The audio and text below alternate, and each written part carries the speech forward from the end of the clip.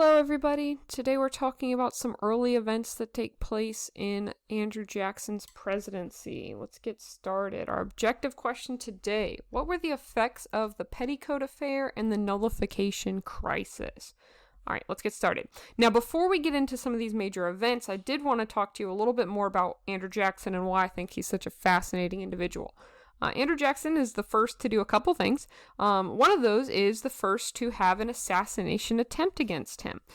So a man named Richard Lawrence gets it in his head that he really wants to assassinate Andrew Jackson.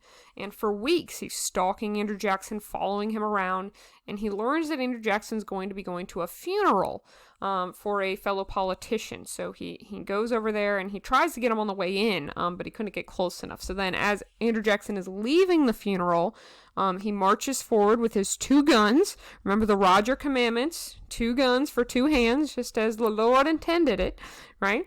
So he walks up with his 2 guns and he raises the first gun and he pulls the trigger and it clicks and it misfires. The gun doesn't work and he starts to freak out because at the sound of the click, Andrew Jackson's heard that sound before. So he spins around and he starts to walk towards Richard Lawrence. That's okay. Richard Lawrence has a second gun. So he pulls out his second gun. He aims at point blank range. He pulls the trigger and we hear another click and the gun misfires again. The second gun misfired. Andrew Jackson at this point has now closed the gap and begins to beat the would-be assassin with a cane. Andrew Jackson's bodyguards actually have to pull Andrew Jackson off the would-be assassin.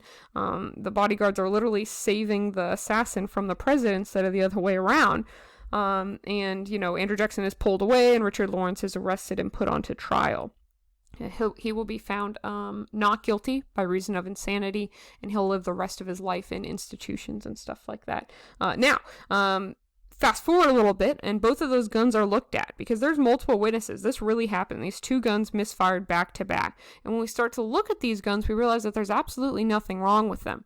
Now, yes, back then guns were a little sketchier and the chances of misfiring were higher, but there was nothing actually wrong with these guns. So, experts get together and were able to surmise that it was about a 1 in 125,000 chance that these 2 guns would misfire back to back. So Andrew Jackson is a really, really lucky guy. Richard Lawrence, on the other hand, is not, because historians have decided that there was about a 1 in 3 chance that Andrew Jackson was going to beat someone with his cane that day, and it was Richard Lawrence who paid the price. All right. Let's see what else. Oh, Andrew Jackson loved to duel. So prior to his presidency, he's involved in 3 major duels. He's also the second in a few other duels as well. The most famous duel that Andrew Jackson, participates in is against a man named Charles Dickinson. Now, Charles Dickinson and Andrew Jackson both love to gamble. They love to bet on horse races specifically. And there's some trash talking between the 2 of them focused around horse racing, and then Charles Dickinson starts to publish stuff against Andrew Jackson, and Andrew Jackson challenges him to a duel. Now, the only problem is Charles Dickinson is an amazing shot. He's like famous for having a really, really, really good aim. There's no chance he's going to miss. So Andrew Jackson has to develop a strategy for this, because remember, it was his idea. So now he's like, darn, how am I going to not die when this really good shooter shoots me?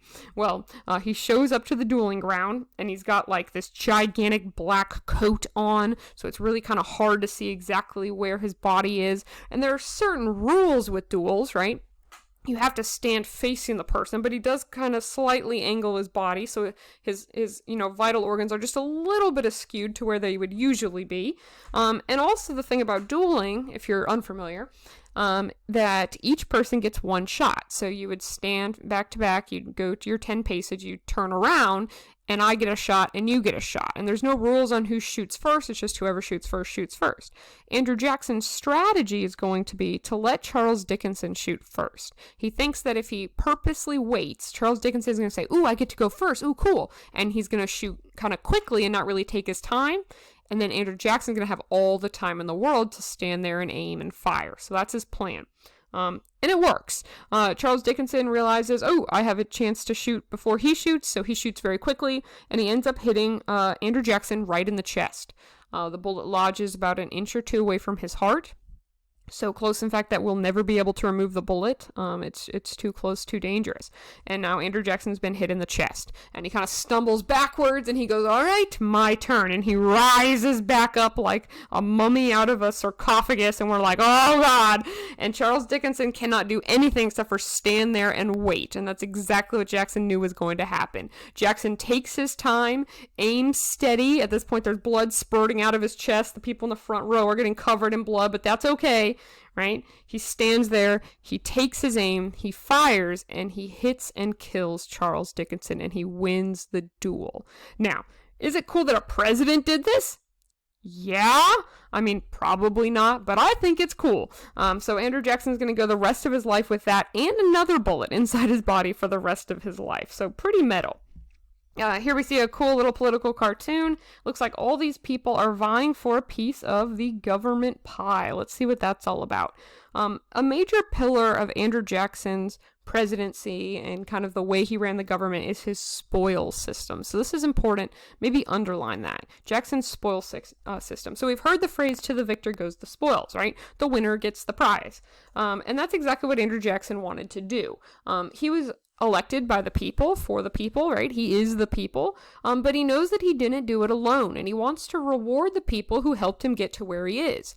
He also, at the same time, distrusts public officials. He doesn't like the people in government. He thinks they're sketchy. He thinks they have a, prerogative that doesn't always align with everything. So he wants to get rid of people who are already in the government and also reward everybody for their good, hard work. So the spoil system is his perfect solution. He's going to force everyone in the federal government, well, all the appointed people, right, to leave, and then he's going to fill those positions with people who have backed him up.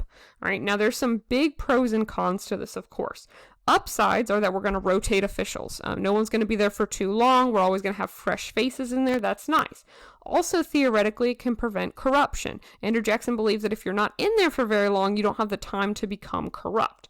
And it's also more democratic. We have some rotation going on. No one's in there for too long. No one's having too much power for too long, and he views this as more democratic. Now, that's all well and good, but there are definitely some downsides to this. One, people who are being put into these positions are completely unqualified. People who have never worked in, the government are now being given these, really, really powerful jobs, and they don't know how to do them. And then also, people are getting fired for absolutely no fault of their own. If they were working in that position under John Quincy Adams and Andrew Jackson becomes president, it doesn't matter if you're the best person in the country to ever do that job. You're out. So some definite pros and cons, but the spoil system is an important aspect of Jefferson's presidency. What else? Let's talk about some people. Jackson's first vice president, John C. Calhoun. John C. Calhoun was the vice president underneath the sixth president, John Quincy Adams, and he's going to be the first vice president underneath Jackson. Also, in his cabinet, we've got Martin Van Buren is the Secretary of State. We haven't talked much about him yet, but we will moving forward. He is important. And then also Secretary of War, John Eaton. Now, usually we don't go too far into the cabinet because some of these positions aren't really, because of how quickly we have to move, we don't have time. But John Eaton's important because it leads to pretty much the first domestic issue that Andrew Jackson ends up having. And that's what this picture alludes to here. The petticoat affair. All right, here we go. Ding, ding, ding. These two ladies against everything. So the petticoat affair is basically wife drama. It's petty drama. Now, a petticoat is a piece of clothing that women, usually of a higher level of society, would wear at this time. So petticoat means, we can equate that with like female, womanly, right? And the petticoat affair is literally just drama between these two wives. Calhoun's wife, a woman named Floride Calhoun, the vice president's wife, does not like John Eaton, the Secretary of War's wife, a woman named Peggy Eaton. Peggy Eaton had the nerve to be born poor. So Peggy Eaton, her parents were not wealthy. They worked and ran a hotel/bar kind of thing. It was like a hotel with rooms to rent, but then had a little bar area in the downstairs area. And so Peggy Eaton, as a young woman, worked there. And we're talking like teenage years. She worked there. So she met a lot of people and she would hang out because she's down in the bar serving people. She's like a 14-year-old bartender. That part is kind of weird by today's standards, but back then she's just a lady working for her family. Then she marries a man named Timberlake. Timberlake dies, and she then very quickly marries her second husband, John Eaton. Well, Calhoun's wife doesn't like Peggy Eaton because she used to be poor, and she thinks that it's going to make the whole presidency and the cabinet look poorer, and also she thinks that there was some sketchy overlap between Peggy Eaton's first husband and second husband, because there kind of was. But anyway, very long story short, Fluoride Calhoun, the vice president's wife, starts to bully Peggy Eaton. If she shows up at a party, she'll get up and leave. She refuses to invite her to anything. There are some traditional kind of rules of how women are supposed to act, and Calhoun's wife's not following any of them because she hates Peggy Eaton so much. Eventually, Andrew Jackson gets so fed up with this, saying, listen, this is making cabinet work here in the, government very difficult for me, and at this point you're making my life harder. I need all of you guys to resign. So as a way to get rid of all the drama, he forces his entire cabinet, except for one individual, the postmaster, to resign, just to have a kind of a clean sweep, which means that a lot of these guys lose their jobs. This was not good. Now, this seems so petty, because it is, right? The petticoat affair. But why are we talking about it? It actually has a lot of significance, as silly as that sounds. One, it's going to completely change the trajectory of some of these politicians' careers, and I'll talk about that in just a second. We also are going to have Jackson institute his new informal group of individuals called the Kitchen Cabinet. We'll talk about that in a second. Also, it's going to lead to the first of many cabinet turnovers. We're going to see a lot of people come and go through Jackson's presidency. He's going to have 4 different Secretary of States. He's going to have 5 different Secretaries of Treasury. He's not afraid of letting people go. Anyway, back to our first bullet about, changing the trajectory. Martin Van Buren, who at that point was the Secretary of State, is going to be let go. He's then going to become an unofficial member of the Kitchen Cabinet, and then will later become vice president underneath Jackson when Calhoun leaves. Now, Calhoun is not part of the cabinet. He keeps his job as vice president until he resigns later on because of another deal that we're about to talk about. But this is going to change the political trajectory. It looked like Calhoun was on the fast track to becoming one of the next presidents, and a lot of historians look at this incident as one of those turning points where that's not going to end up happening. Martin Van Buren, on the other hand, gets a big upswing on this. He gains a lot of popularity with Jackson and will become the next president. All right, Jackson's Kitchen Cabinet, a very informal new cabinet. He doesn't trust his new cabinet, so he has a bunch of his friends come over and they just talk, and they talk in the kitchen mostly, so it becomes his Kitchen Cabinet. This is just an informal group that he listens to. It's his friends that give him advice. Other presidents are going to do this as well. For example, Teddy Roosevelt plays a lot of tennis. He takes his bros out to the tennis court. They talk about politics. It becomes known as the Tennis Cabinet, right? This is just an unofficial group that he actually listens to instead of his real cabinet. Last thing we need to talk about today is the nullification crisis. So in 1828, the United States passes a tariff. The South calls it the tariff of abominations. Abominations are bad things, horrible things, right? Because the North likes tariffs because it protects them. The South doesn't like tariffs because things become more expensive. Then when we pass another tariff in 1832, South Carolina starts to get really, really angry. They say, we don't like this. This is wrong.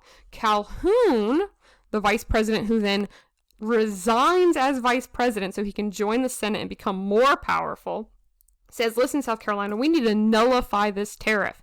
He says, if South Carolina says that we don't want to recognize this tariff, we don't have to. And if they're going to make us accept it, then we'll just secede from the Union. Whoa. Okay, so as early as 1832, we've got states talking about leaving the country. We don't like this.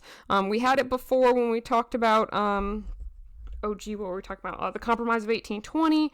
We also talked about when Burr tried to start his own nation, right? Like, this has been a common theme, right? So South Carolina says, well, we might just leave. Jackson says, don't you dare leave. I'll send the military down there and start killing people, right? And we're like, whoa, oh my gosh, this is really escalating, right? We've got the president talking about killing people. We got South Carolina threatening to leave, right? And so, of course, Henry Clay shows up, the great compromiser. He shows up. He introduces a compromise tariff. The tariff will be lower. South Carolina won't leave. And everyone kind of de-escalates. Once again, we're avoiding a civil war for now.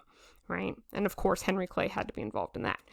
If you have access to the PowerPoint, this is a great video to kind of sum that up. It's kind of corny, but it works. And that's about it. Have a great spring break. Bye-bye.